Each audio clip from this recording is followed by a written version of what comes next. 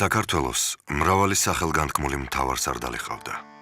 არც პოლიტიკოსებისა და დიპლომატების, საეკლესიო თუ საზოგადო მოღვაწეების ნაკლებობას უჩიოდა ჩვენი ქვეყანა. მაგრამ ისტორიულმა კანონზომიერებამ თუ ბედისწერამ, სულ რამდენიმე პიროვნებას არგუნა სახელმწიფოებრიობის ხუროთმოძღვრის პატივი. მათ შორის ერთ-ერთი უდიდესი ივანე მარუშიძე, მარუშიანია. ივანე მარუშიძის ისტორიული ნაბიჯი დიად პოლიტიკურ ბატალიათა კულმინაციას წარმოადგენდა. ყველაფერი კი გაცილებით ადრე დაიწყო. საქართველოს გაძლიერებას მე-19 საუკუნეებში როდესაც ჩამოყალიბდა სამეფო სამთავროები, აღმოსავლეთ საქართველოში და დასავლეთ საქართველოში, მათგან ერთი სამეფო იყო, მოგეხსენებათ დასავლეთ საქართველოში საკმაოდ ძლიერი ეგრის აფხაზეთის სამეფო, აღმოსავლეთ საქართველოშიც რამდენიმე, რომლებიც არაბებთან ბრძოლის პირობებში ჩამოყალიბდა. გარდა ამისა არსებობდა თბილისის საამირო, მოგეხსენებათ მურვანყრუს ლაშქრობების პერიოდიდან მოყოლებული, რომელიც თავდაპირველად ემორჩილებოდა არაბთა სახალიფოს, მაგრამ შემდგომში უკვე დაიწყო როგორც სხვა საამიროებმა მთელი მსოფლიოს მასშტაბით განცალკევების, განკერძოების პროცესი და შესაბამისად მთელი ორი საუკუნის განმავლობაში, მერვე საუკუნიდან დაწყებული მე-9, მე-10 საუკუნის პირველი ნახევარი მუდმივად იყო საქართველოში ასეთი მდგომარეობა, რომ ვერ ძლიერდებოდა რომელიმე პოლიტიკური ერთეული იმდენად, რათა მოეხდინა ცენტრალიზაცია ხელისუფლების თავიდან ბოლომდე და მომხდარიყო ქვეყნის, ანუ საქართველოს ცენტრალიზებული სახელმწიფოს შექმნა და შემდგომში ამის შენება. ამას ხელს უშლიდნენ გარდა იმისა, რომ შიდა ფაქტორები იყო, რა თქმა უნდა, გამსაზღვრელი, მაგრამ გარდა ამისა ძალზე მნიშვნელოვანი იყო საგარეო ფაქტორი, რადგანაც მოგეხსენებათ რომაული გამოთქმა გათიშე და იბატონე ყოველთვის ჩვენი ქვეყნის ისტორიაში ცდილობდა დამპყრობელი ძალა, ძლიერი ძალა, გარეშე ძალა, რომ გაერთიანების პროცესი გაძლიერებს მათთვის, რა თქმა უნდა, არ იქნებოდა სასურველი, რამენაირად შეეჩერებინა, შეეფერხებინა და თუ შესაძლებელი იქნა მთლიანად ლიკვიდაციაც მოეწყო. საქართველოში პოლიტიკური ძალაუფლების ვაკუუმი შეიქმნა. ასეულობით წვრილი და მსხვილი ფეოდალი უკონტროლოდ დარჩა. ერთადერთი საყოველთაო, ყოველთა ქართველთა შემომკრები ინსტიტუტი მცხეთის საკათალიკოსო იყო. სწორედ ამ ეპოქაში გაჩნდა თეზა, ქართლად ფრიადი ქვეყანა აღირაცხების, რომლის შინაც ქართულითა ენითა ჟამი შეიწირების და ლოცვაი ყოველი აღესრულების. მერვე მე-9 საუკუნეების მიჯნაზე კახეთმა და ჰერეთმა არაბთა ბატონობის უღელი გადააგდო.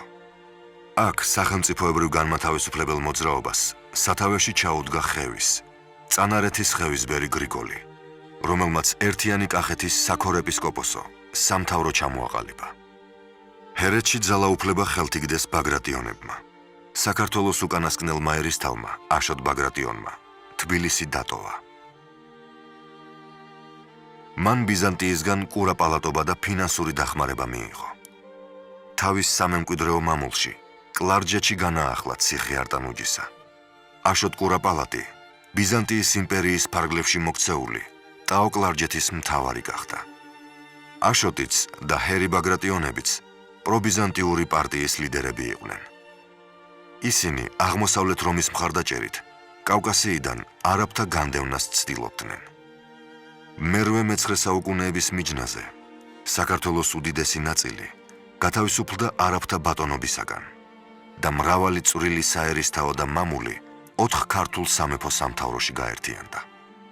მათგან ორს, ტაო-კლარჯეთსა და ჰერეთს, პრობიზანტიური პარტია ედგა სათავეში, ხოლო აფხაზეთსა და კახეთს კი ქართული ეროვნული პარტია მართავდა.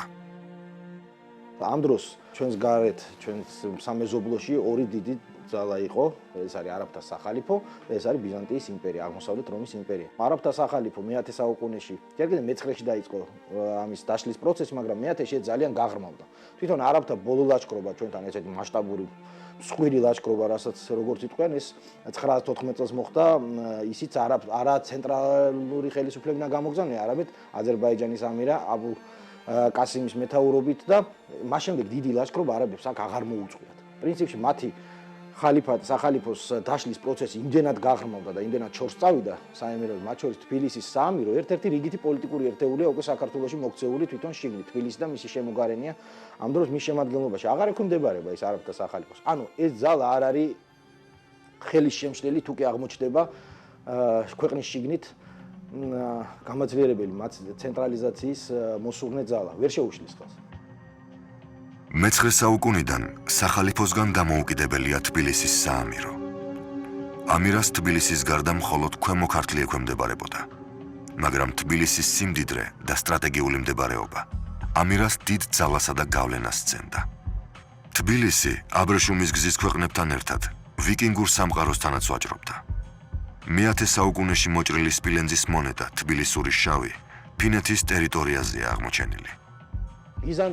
ბიზანტია უფრო აქტიურად ერევა ტრადიციულად, ახლა ბიზანტია ხო იგივე რომის იმპერია, ესე იგი რომის იმპერიის ფორმულა ყველაზე კარგად მათ ჰქონდათ ხო ძვალსადარბილში გამჯდარი გათიშე და იბატონი. ხო და შესაბამისად ის ყველანაირად შეეცდებოდა რომ ქონოდა ამის საშუალება. აი იმ კონკრეტულ სიტუაციაში, ისევე როგორც მანამდე აკეთებდა ამას. ბიზანტია ძალიან კულტურული ქვეყანაა, რა თქმა უნდა, ჩვენ ძალიან ბევრი რამ გადმოვიღეთ ბიზანტიისაგან და ძალიან დიდი როლი ითამაშა მან ჩვენი ქვეყნის ისტორიაში, მაგრამ ისიც არის, რომ ისიც ისეთივე დამპყრობელი იყო, როგორც ყველა სხვა. ესეც უნდა მიუხედავად ისიც მართლმადიდებელი იყო ქალკედონიტი, როგორც ჩვენ. მაგრამ ყველანაირად უშლიდა ხელს, იმიტომ რომ ბიზანტიას ხელს არ აძლევდა ჩვენი ქვეყნის ცენტრალიზაცია და ძალაუფლების ერთ ხელში მოქცევა. აქედან გამომდინარე შეუშლიდა ხელს, რომ არა, ასევე შესანიშნავი სიტუაცია იმ დროს. როდესაც გარდაიცვალა იმპერატორი იოანე ციმისხი, დაიწყო საშინელი არეულობა. საშინელი არეულობა დაიწყო, რომელიც რამდენიმე წელიწადი გრძელდებოდა. 976 წლიდან 80-იან წლებამდე, მოდით პირდაპირ ვთქვათ, იმიტომ რომ 80-იან წლებში კიდევ ისეთი პროცესები მიმდინარეობს ბიზანტიაში, როდესაც კაცმა არ იცის, როგორ დასრულდება ეს, ვინ გაიმარჯვებს, ის დინასტია, რომელიც მაშინ მართავს მაკედონელთა დინასტია თუ სხვა. თუ ფოკა დაუშვათ თუ გაიმარჯვა. მაგრამ 70-იან წლებში, სწორედ აი 70-იან წლების მეორე ნახევარში ბიზანტია მოიცვა საშინელმა შიდაპოლიტიკურმა კრიზისმა. მეტიც ვთქვათ, სამოქალაქო ომი პირდაპირ. კერძოდ დაუპირისპირდა შემდგომში უკვე პატარა იმპერატორებს, მცირეწლოვან ასაკით მცირე იმპერატორებს ბასილსა და კონსტანტინეს დაუპირისპირდა მცირე აზიის გამოჩენილი სარდალი, ერთ-ერთი ცნობილი სარდალი ბიზანტიისა, ბარდას კლიეროსი. და იქ დაიწყო სამოქალაქო ომი. მათი დედოფალი თეოფანია, რომელიც აქეთ თხოვს დახმარებას ქართულ პოლიტიკურ ერთეულებს, ჩვენთვის კარგად ცნობილ დავით მესამე კურაპალატს, დავით დიდს, იმიერტაოს მეფეს, აქეთ თხოვს დახმარებას ბარდას კლიეროსის წინააღმდეგ ბრძოლაში. ეს ფაქტიც მიუთითებს იმაზე, რომ ბიზანტია არ არის ის ძალა და 80-იან წლების ბოლომდე ბიზანტიას არ შესწევს იმის ძალა, რომ ჩაერიოს საქართველოს საშინაო პოლიტიკურ პროცესებში. აქაც გაგვიმართლა, რომ აი ეს ხელსაყრელი მდგომარეობა გამოიყენეს ჩვენმა პოლიტიკოსებმა, იმიტომ რომ გამოდგა რაღაცა მთელი დასი, გამოჩნდა მთელი დასი პოლიტიკური მოღვაწეების, რომლებმაც იგრძნეს აი ეს სიტუაცია. საქართველოს კუთხეთა შორის სტრატეგიული თვალსაზრისით ყველაზე მნიშვნელოვანი შიდა ქართლი იყო. შიდა ქართლი ერთმანეთთან აკავშირებდა დასავლეთ, სამხრეთ და აღმოსავლეთ საქართველოს. შიდა ქართლზე გადიოდა თბილისის საამიროს, შავ-ზღვასა და აბრეშუმის გზასთან დამაკავშირებელი მაგისტრალები. ვინც გააკონტროლებდა შიდა ქართლს, ის მოიპოვებდა ჰეგემონობას საქართველოშიც და კავკასიაშიც. შიდა ქართლს უდიდესი მნიშვნელობა ენიჭებოდა ფარნავაზის ეპოქაშიც. ამიტომაც სხვა საერისთავოებისგან განსხვავებით, ფარნავაზის სამეფოში შიდა ქართლს სპასპეტი მართავდა. ქართლის სპასპეტი სხვა ერისთავთა წინამძღოლი და სამხედრო მინისტრი იყო. ტრადიციულად, შიდა ქართლის სპასპეტად მეფის ოჯახის წევრი ინიშნებოდა. ირან-ბიზანტიის ექსპანსიის დროს შიდა ქართლი მეფის ძირითად დასაყრდენად რჩებოდა. აქაური ხევის ბერები ძუძუმტეობის ნიშნით იყვნენ დაკავშირებული, როგორც ფარნავაზისა და ფარსმანის, ისე ვახტანგ გორგასლისა და პირველი ერისმთავრების ოჯახებთან. შიდა ქართლის ხევის ბერ აზნაურთა საგვარეულოების მეთაურნი სეფეწულებად და ერისთავებადაც კი მოიხსენიებოდნენ. მათ შორის განსაკუთრებით ძლიერნი იყვნენ ყანჩელ-ყანჩაველები, მდგეურები, მსხვილოსელები, კორინთელები, ფხვენელები, ფავნელები, ტბელები, აბაზაძენი და სხვა. აშოტ კურაპალატის კლარჯეთში გადასვლისა და საერისმთავროს გაუქმების შემდეგ ქართლის აზნაურებმა არც ამირას ხელისუფლება აღიარეს და არც საკუთარი მთავარი არ აურჩევიათ. შიდა ქართლელები კუთხისთვის საჭირბოროტო საქმეებს საერთო საბჭოზე წვეთდნენ და ხელმწიფედ ფარნავაზისა და გორგასლის ღირსეულ მემკვიდრეს ელოდნენ. ასეთი დასავლეთ საქართველოს სამეფო დინასტია აღმოჩნდა. ეროვნული პარტიის ლიდერი, ქუთაისის სამეფო ოჯახი, შიდა ქართლმა თავის სუვერენად სცნო. მე-19 საუკუნიდან ქართლი ეგრის აფხაზთა სამეფოს საერისთავო იყო. მე-19 საუკუნის 60-იანი წლებიდან აფხაზთა მეფე თვითონ აცხადებს პრეტენზიას შიდა ქართლზე. ანუ ქართლზაზე და ბრძოლა მიმდინარეობს ქართველ პოლიტიკურ ლიდერებს შორის. აქ უფრო მეძე იყო საუბარი არა მხოლოდ ქართული სამყაროს გაერთიანებაზე, არამედ საერთოდ მთელი ამიერკავკასიის, ქრისტიანული ამიერკავკასიის გაერთიანებაზე. აფხაზთა სამეფო იგებს ამ ბრძოლას, ისევ იგებს ამ ბრძოლას და კონსტანტინე აფხაზთა მეფე იკავებს ქართლს. ეს შიდა ქართლი იყო უკვე აფხაზთა მეფის განკარგულების ქვეშ და შიდა ქართლს თავდაპირველად მართავდა სამეფო ტახტის წარმომადგენელი, ისევ ტახტის მემკვიდრე ითვლებოდა შიდა ქართლის მმართველად. მერვე საუკუნის მიწურულს ქართული ეროვნული პარტიის ლიდერობა აფხაზეთის ერისთავმა ლეონ მეორემ იტვირთა. ლეონ მეორემ სვანურ ტომებზე დაყრდნობით დასავლეთ საქართველო ერთი დროშის ქვეშ მოაქცია და როგორც ბიზანტიის, ისე არაბთა გავლენისაგან გაათავისუფლა. აღდგა ტრადიციაც. უფლის ციხეში, შიდა ქართლის ცენტრში, ერისთავის გუბერნატორის ტახტზე ყოველთვის აფხაზთა სამეფო ოჯახის წევრი იჯდა. შიდა ქართლის შემოერთებამ აფხაზთა სამეფო კავკასიის ჰეგემონად აქცია. ამიერიდან აფხაზეთის სამეფოს ბრძოლა საქართველოდან უცხოტომელ დამპყრობთა განდევნისა და ცენტრალიზებული სახელმწიფოს ჩამოყალიბებისათვის ახალ ფაზაში შევიდა. რატო იყო ეს აფხაზთა სამეფო ჰეგემონი ამ დროს ერთიანი ქართული სახელმწიფოს შექმნის პროცესში? საქმე ისაა, რომ ტაო-კლარჯეთის ბაგრატიონთა სახლი მოიცვა შიდა პოლიტიკურმა კრიზისმა. აფხაზთა სამეფო მეტნაკლებად ცენტრალიზებული სახელმწიფო იყო. ეს იყო იმთავითვე ქართული სახელმწიფო, მას მხოლოდ აფხაზთა სახელწოდება, აფხაზთა სამეფოს ესაა პირობითი სახელწოდება, იმიტომ რომ ლეონ მეორემ მას მერე რაც გაერთიანა და დაიპყრო ხელისუფლება დასავლეთ საქართველოში, იწოდა თავი ისე იყო აფხაზეთის ერისთავი და იწოდა თავი მეფედ აფხაზთა. აქედან გადავიდა ეს სახელწოდება მის სახელმწიფოზე. ეს სამეფო აბსოლუტურად ყველა იმდროინდელ მე-9 საუკუნეების წერილობით წყაროებში, უცხოურ წერილობით წყაროებში განსაკუთრებით ეს სახელმწიფო იხსენიება სწორედ აფხაზეთად. ამიგეთ, აფხაზეთად. მისი მცხოვრებნი აფხაზებად. აბსოლუტურად ყველა სიტუაციაში მე-9 საუკუნის მართლობაში. ეს აფხაზი და აფხაზეთი ნიშნავს საერთოდ დასავლეთ საქართველოს და დასავლეთ საქართველოს მაცხოვრებლებს. ძირითადად 8 საერისთავოდან მხოლოდ ერთი იყო იქ აფხაზეთის საერისთავო, დანარჩენი იყო ეთნიკურად სუფთა ქართული საერისთავოები. ლეონ მეორის დროს ეგრის აფხაზეთის სამეფო საზღვრები ნიკოფსიიდან ლიხის ქედამდე და კავკასიონიდან აჭარის მთებამდე იყო გადაჭიმული. აფხაზთა სამეფოს სახელმწიფო ენა ქართული იყო. ეგრის აფხაზთა სამეფო ეკლესიურად მცხეთის კათალიკოს ექვემდებარებოდა. სამეფოს დედაქალაქი ქუთაისში იყო. ყველა დასავლეთ ქართული წვრილი საფეოდალო 8 საერისთავოში იყო თავმოყრილი. აფხაზეთის, ცხუმის, ბედიის, სვანეთის, რაჭა-თაკვერის, გურიის, ქუთაისისა და შორაპნის. აფხაზთა სამეფო ცდილობდა არაბთა ბატონობისაგან გაეთავისუფლებინა და გაეერთიანებინა ყველა ქართული ქვეყანა. საქართველოს ყველა კუთხე. ამ დროს სახალიფოსა და ბიზანტიის იმპერიის საზღვრებთან ძლიერი და მონოლითური სახელმწიფოს ჩამოყალიბება უდიდეს პოლიტიკურ გამოცდილებას და გამჭრიახობას მოითხოვდა. ამ თვალსაზრისით გამორჩეული აღმოჩნდა აფხაზთა მეფე გიორგი მეორე და მარუშიანთა საგვარეულო. გიორგი ტახტზე 922 წელს ავიდა და 957 წლამდე იმეფა. მან ააშენა ჭყონდიდის ტაძარი და საეპისკოპოსო კათედრა დააარსა. გააქრისტიანა ალანთა ქვეყანა და ალანია პოლიტიკურად ეგრის, ხოლო ეკლესიურად მცხეთას დაუქვემდებარა. ეს იყო საერთაშორისო მასშტაბის მოღვაწე. ეს იყო დიდი მეფე, მატიანე ქართლისა ის ავტორი მას უწოდებს დიდ მეფეს, ესა მე-10 საუკუნის 20-იანი 50-იანი წლები.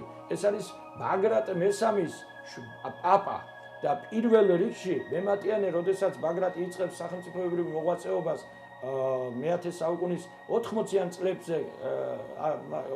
წლებში ის მას უდარებს პირველ რიგში უდარებს თავის დიდ პაპას გიორგი მეორეს და მერე უდარებს ის თავის გამზრდელს, ასევე დიდ ხელმწიფეს დავით კურაპალატს.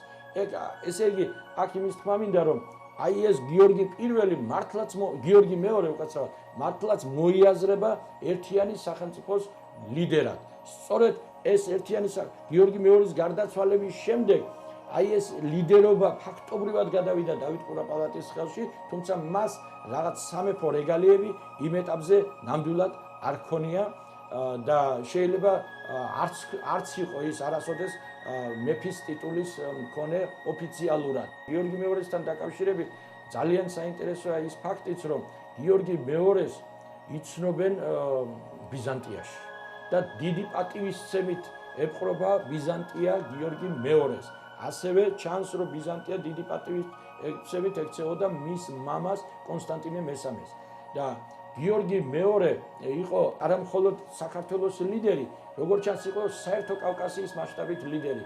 ეს იქიდან ჩანს, რომ გიორგი მეორის ინიციატივით და მისი მონდომებით ვრცელდებოდა ქართული ქრისტიანობა ჩრდილოეთ კავკასიაში, კერძოდ ალანებში. გიორგი მეორეს სამეფოს ნაწილი იყო შიდა ქართლი. მისი გავლენა ტაო-კლარჯეთზეც ვრცელდებოდა. გიორგის დროიდან აფხაზთა სამეფოში შემოდიოდა ჯავახეთი. ჯავახეთის ერისთავად დადგენილი იყო დასავლეთ საქართველოელი დიდებული ზვიად მარუშიანი. ამშენებელი კუმურდოსი ნათესავი ივანე მარუშიძისა. იმ დროს, როდესაც ზოგიერთ აზნაურს ქართული სახელმწიფოს სასარგებლოდ ერთ სოფელზეც კი არ სურდა შეზღუდვა და შეუვალობა, იმუნიტეტი, ჯიქეთისა და აფხაზეთის მთიანეთის, სვანეთის, ოდიშსა და გურიის მფლობელი მარუშიანები ყველაფერს წირავდნენ ერთიანი და ცენტრალიზებული საქართველოსთვის. სამწუხაროდ, ვერც გიორგი მეფემ და ვერც მისმა უერთგულესმა ზვიად ჯავახეთის ერისთავმა ვერ აისრულეს საწადელი. ვერ დათრგუნეს მტრის ინტერესთა მასაზრდოებელი ფეოდალური სულმოკლეობა და განკერძოება. 975 წელს ქუთაისში სამეფო ტახტზე აიყვანეს გიორგი მეორის უმცროსი ვაჟი, ბრმა თეოდოსი. ამავე წელს პირველად ისტორიაში შიდა ქართლის ერისთავად დადგენილი იქნა პიროვნება, რომელიც სამეფო ოჯახს არ ეკუთვნოდა. ეს იყო მარუშიანთა სახლის წარმომადგენელი, დიდი ივანე მარუშისძე. აი აქ უკვე ჩნდება ასპარეზზე ფიგურა ორი დიდი ქართველის, ორი დიდი, რა თქმა უნდა, ბაგრატ მესამე ძალზე დიდი მოღვაწეა, მაგრამ როცა ის ამბები იწყება, მაშინ ის ძალიან პატარა ბიჭია. მაშინ იმას რეალურად არაფრის გაკეთების საშუალება არ აქვს. ის არის დამოკიდებული მათზე, უფროს ადამიანებზე, მათზე, რომლებსაც გავლენა აქვთ ამ ქვეყანაში. და აი ესეთი ორი დიდი პიროვნება, ეს არის ივანე მარუშისძე, ივანე მარუშიანი, უდიდესი ქართველი მოღვაწე, ერთი და მეორე დავით მესამე კურაპალატი იმერტაოს მეფე, ეს მეორე. ივანე მარუშისძე იმ უძველეს გვარს ეკუთვნოდა, რომელიც სხვადასხვა დროს მართავდა თუ ფლობდა სვანეთსა და აფხაზეთს, ჯიქეთსა და ქართლს, გურიას, ოდიშს, ჯავახეთს. მარუშიანთა გვარმა საქართველოს მისცა ზვიად სპასალარი და ცოტნე დადიანი, გურიელები და მარშანიები. ივანე მარუშისძის სახელი საქართველოს ისტორიას მისი გვარის დიდებულების გამო არ შემოუნახავს. დიდი მარუშისძე ქართლის მატიანეს ახსოვს იმ მოღვაწედ, რომლისთვისაც უზენაესი ღირებულება საქართველოს სახელმწიფო ინტერესი იყო. ივანე მარუშისძის ქართლის ერისთავად დანიშვნა მრავლისმეტყველი ფაქტი იყო. გიორგი მეფის არც ერთ ვაჟს მემკვიდრი არ ჰყავდა. ეგრის აფხაზეთის სამეფოში უძლიერესნი მარუშიანები იყვნენ. სავსებით რეალური იყო, რომ დინასტია შეცვლილიყო და მარუშიანებს აფხაზეთის ტახტი დაეკავებინათ. მაგრამ ივანე მარუშისძე სხვაგვარად ფიქრობდა. ივანე მარუშისძეს და მარუშიანებს აფხაზეთის ტახტის ხელში ჩაგდება ხელეწიფებოდათ, მაგრამ საქართველოს ძლევამოსილ ცენტრალიზებულ სახელმწიფოდ ჩამოყალიბებისათვის სხვა რამ იყო გასაკეთებელი. ერმრავალ და ძლიერ მარუშიანებს უარი უნდა ეთქვათ პირად ამბიციაზე და აფხაზეთის ტახტისათვის ბრძოლაში ისეთი კანდიდატისთვის უნდა დაეჭირათ მხარი, რომელსაც სხვა ქართული სამეფოების კანონიერად შემოერთების უფლებაც ექნებოდა. განსაკუთრებული აქცენტი უნდა გავაკეთოთ ჩვენ ივანე მარუშისძეზე და რატო? იმიტომ რომ იდეა სავარაუდოდ ქვეყნის გაძლიერების ცენტრალიზაციის ეს მისგან მოდის. შესაძლებელია ეფიქრა ივანე მარუშისძეს ჩვენს ამ დიდ მოღვაწეს ეფიქრა რომ დინასტიის შეცვლაზე და თვითონ გამხდარიყო, მათი საგვარეულო გამხდარიყო, ჩადგომოდა სათავეში აფხაზთა სამეფო. ხო შეგვიძლია ვივარავდოთ, მაგრამ სხვა რამეს აკეთებს ეს კაცი. და ის აკეთებს აქცენტს იმ ადამიანზე, რომელიც და წინადადებას აძლევს, რომლისგანაც მოელის ქვეყნის გაერთიანების საქმეში დახმარებას. აი ესა ყველაზე მთავარი ის მარტო ამას ვერ შეძლებდა ბუნებრივია, მას სჭირდება მოკავშირე ამ საქმეში და მოკავშირედ მან მიიჩნია არა თეოდოსი, არამედ მიიჩნია, რომელიც მას ამ საქმეში არაფერში არ გამოდგებოდა, არამედ მიიჩნია დავით მესამე კურაპალატი. 975 წელს თეოდოსი მესამის სისუსტით ისარგებლეს კახეთის ქორეპისკოპოსმა და ქართლის აზნაურთა ერთმა ნაწილმა და ქვეყნის არევას შეეცადნენ. ეს გარემოება კარგად გამოიყენა ივანე მარუშისძემ. დავით კურაპალატთან მოციქულები გააგზავნა და კახეთის ქორეპისკოპოსისა და ვერაგი აზნაურების დასჯის სანაცვლოდ დავით კურაპალატს და მის შვილობილს შიდა ქართლი შესთავაზა. ამ წინადადებაზე უარს ვერ იტყოდა დავით კურაპალატი.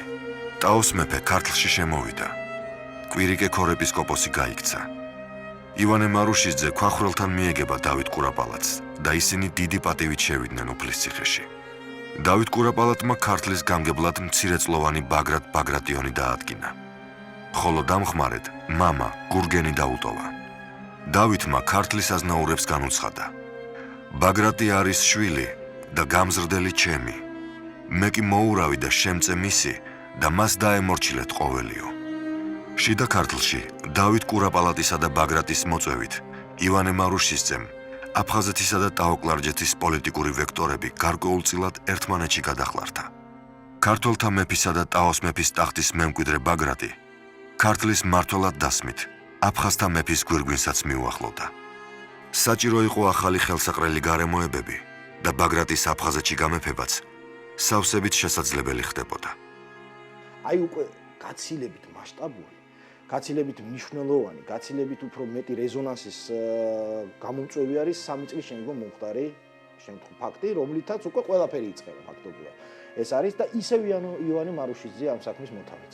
სწორედ მისი ინიციატივა იყო, რომ თეოდოსი, ასე ვთქვათ, გადაეყენებინა ტახტიდან თეოდოსის მართალი უსინათლო იყო, მაგრამ ჯერჯერობით არც ასაკი უშლიდა ხელს, რომ განეგრძო მმართველობა იმ ქვეყნის, რომელსაც განაგებდა.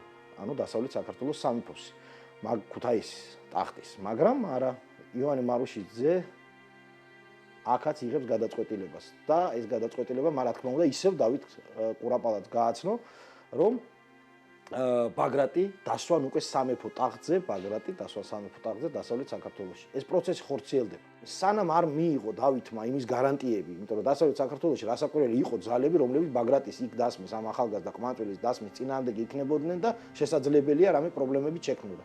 მხოლოდ მას შემდეგ გადაიყვანა დავითმა ბაგრატი დასავლეთ საქართველოში და შეასრულა ივანე მარუშიძის ეს ინიციატივა განახორციელა, როდესაც ის დარწმუნდა, რომ ბაგრატი იქ იქნებოდა უსაფრთხო მდგომარეობაში და რეალურად შეძლებდა იქ მმართველობას. ივანე მარუშიძის შემწეობით 978 წელს ბაგრატ ბაგრატიონი აფხაზთა მეფედ ეკურთხა. ძალიან საინტერესოა, ეს უკვე საერთაშორისო რეზონანსულ ფაქტადაც აქციამა.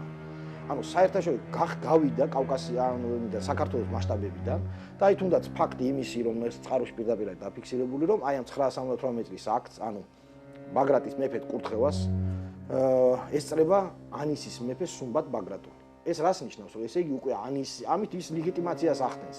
ანუ ანისის სამეფო, რადგანაც ესწრება ამ ფაქტს, ესე იგი აღიარებს ამ ფაქტს. აქედან გამომდინარე, ესე ძალიან მნიშვნელოვანი დეტალია, ერთ-ერთი დეტალი და ეს არის დავითის წინადადებით, დავით კურაპალატის წინადადებით ჩადის ამ შემთხვევაში იღებს მონაწილეობას ამ აქტში. ერთი სიტყვით მინდა აღვნიშნო, რომ 975 და 978 წლის აქტები ეს არის საქართველოს ისტორიაში მსგავსი მოვლენა, ძალიან თითე ჩამოსათვლელია, უდიდესი მნიშვნელობის მოვლენებია, რომლებმაც ჩვენი ქვეყნის ისტორიაში გადამწყვეტი როლი ითამაშეს და დღემდე იქიდან მოვდივარ. ივანეს დახმარებითვე 2 წელიწადში მოაწესრიგა და დაამშვიდა ქვეყანა. ბრმა ბიძა თეოდოსი დავით კურაპალატთან გაგზავნა. 980 წელს ქართლში გადმოვიდა და ქართლით შემოიმტკიცა. 1001 წელს დავით კურაპალატის გარდაცვალების შემდეგ კურაპალატის ტიტულიც მიიღო.